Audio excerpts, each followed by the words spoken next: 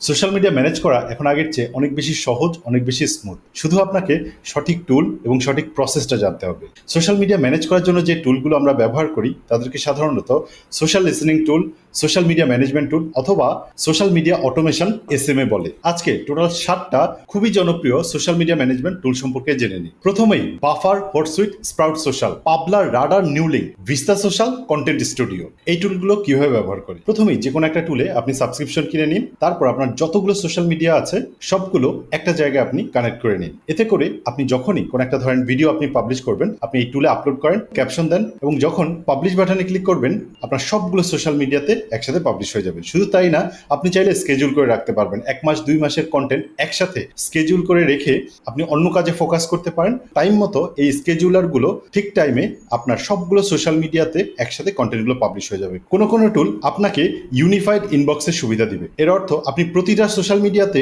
না যে আপনি এই টুলের মাধ্যমেই আপনার প্রত্যেকটা সোশ্যাল মিডিয়ার ইনবক্সে যে মেসেজগুলো, সেই মেসেজগুলো আপনি ম্যানেজ করতে পারবেন, ডিলিট করতে পারবেন, রিপ্লাই দিতে পারবেন এবং সব কিছু করতে পারবেন। শুধু তাই না, অনেক সোশ্যাল মিডিয়া টুল আপনাকে এআই দিয়ে কন্টেন্ট লেখার সুযোগ করে দিবে, যাতে আপনি সোশ্যাল মিডিয়াতে কন্টেন্ট তৈরি করে এবং সেই কন্টেন্টগুলোকে আপনি ম্যানেজ করতে পারবেন ইজিলি। অর্থাৎ আপনার একটা টুল সবগুলো সোশ্যাল মিডিয়া একসাথে ম্যানেজ করার সুবিধা দিচ্ছে। আমি পার্সোনালি যে সোশ্যাল লিসেনিং টুলটা ব্যবহার করি তার নাম হচ্ছে রাডার। আপনি যদি চান রাডার নিয়ে একটা সম্পূর্ণ ভিডিও দিই যাতে আপনি প্রসেসটা দেখতে পারেন, তাহলে কমেন্টে লিখুন সোশ্যাল মিডিয়া টুল। আমি খুব শীঘ্রই রাডারের উপর সম্পূর্ণ একটা ভিডিও নিয়ে আসবো। এই ভিডিওটাকে এখনই সেভ করে রাখুন, কারণ পরবর্তীতে এই টুলগুলোর কোনো একটা টুল আপনার যে কোনো সময় ব্যবহার হয়ে যেতে পারে। স্মার্ট মার্কেটাররা অলওয়েজ প্রোডাক্টিভিটিকে এনহ্যান্স করার জন্য প্রোডাক্টিভিটি টুল ব্যবহার করে থাকে। আপনিও এখন থেকে ব্যবহার করুন।